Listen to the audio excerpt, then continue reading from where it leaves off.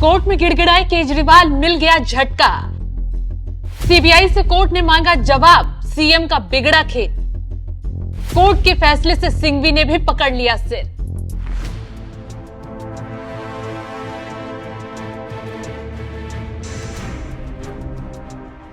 नमस्कार, आप देख रहे हैं एनएमएफ न्यूज में आपके साथ शबनम। दिल्ली के मुखिया अरविंद केजरीवाल पर एक बड़ी आफत आ पड़ी है और ये आफत उनकी कुर्सी हिला सकती है।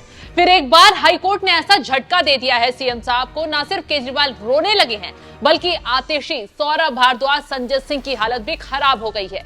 केजरीवाल के वकील तो सिर पकड़ कर बैठ गए हैं क्योंकि सारी तैयारी, सारी पैंतरेबाजी पर हाईकोर्ट ने 1 मिनट में पानी फेर दिया है। दरअसल हाईकोर्ट ने केजरीवाल को सीबीआई केस में आज जमानत देनी थी लेकिन नहीं दी है।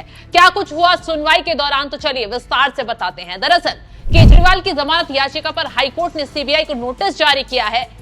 कोर्ट ने केजरीवाल की दलील में लगाए गए आरोपों पर सीबीआई से जवाब मांगा है। अब केजरीवाल की याचिका पर कोर्ट 17 जुलाई को सुनवाई करेगा। केजरीवाल ने राहत की मांग करते हुए कोर्ट से कहा कि वो कोई आतंकवादी नहीं है।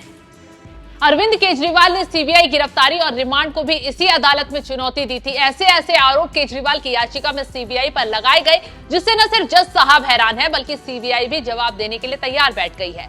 और तो सीबीआई अब सबूतों के साथ जवाब देगी, बताएगी कि आखिर इस वक्त पर ही केजरीवाल को क्यों गिरफ्तार किया गया और केजरीवाल के खिलाफ क्या क्या सबूत हैं। सबूतों की बात करें तो कोर्ट में सीबीआई पहले ही बता चुकी है कि केजरीवाल के खिलाफ सीबीआई के पास सबूत हैं। सीबीआई का दावा, हमारे पास उस व्यक्ति का बयान है जिन्होंने शराब नीति को लेकर केजरीवाल से मुलाकात की। यह मुलाकात शराब नीति के निर्णय से पहले की गई।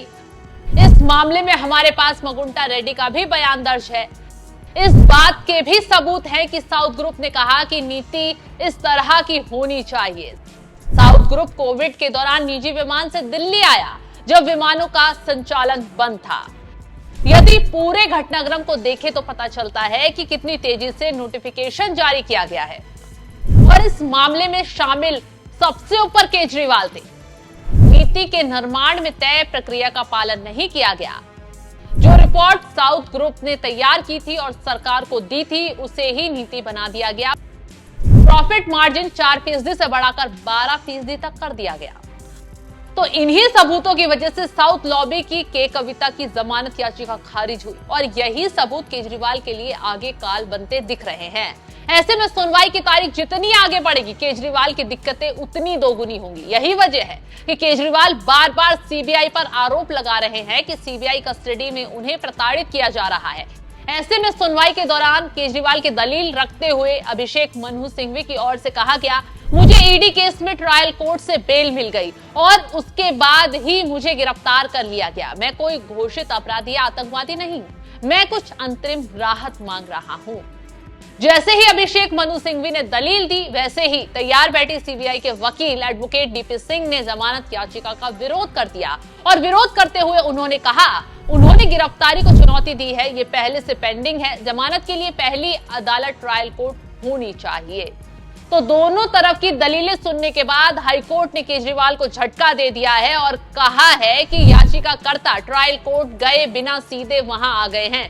इस दलील पर आगे विचार किया जाएगा। सीबीआई को 1 सप्ताह में अपना जवाब देना है। तो केजरीवाल को सीबीआई ने 26 जून को न्यायिक हिरासत में रहते हुए जेल से गिरफ्तार किया था। इसके बाद उन्हें अदालत की अनुमति से 3 दिन रिमांड पर रखा गया और उसके बाद कोर्ट ने उनकी न्यायिक हिरासत 2 बार बढ़ा दी है। ऐसे में केजरीवाल ने अपनी गिरफ्तारी और रिमांड को हाईकोर्ट में चुनौती दी है, बाद में जमानत याचिका दायर की है। अब हाईकोर्ट 17 जुलाई को दोबारा सुनवाई करेगा जब सीबीआई अपना जवाब दाखिल कर देगी। अब देखना यह होगा कि सीबीआई अपने जवाब में क्या क्या बयान देती है और फिर तय होगा कि केजरीवाल को राहत मिलती है या फिर उनकी आफत और बढ़ती है। तो तमाम खबरों की अपडेट के लिए आप देखते रहिए एनएमएफ न्यूज। नमस्कार।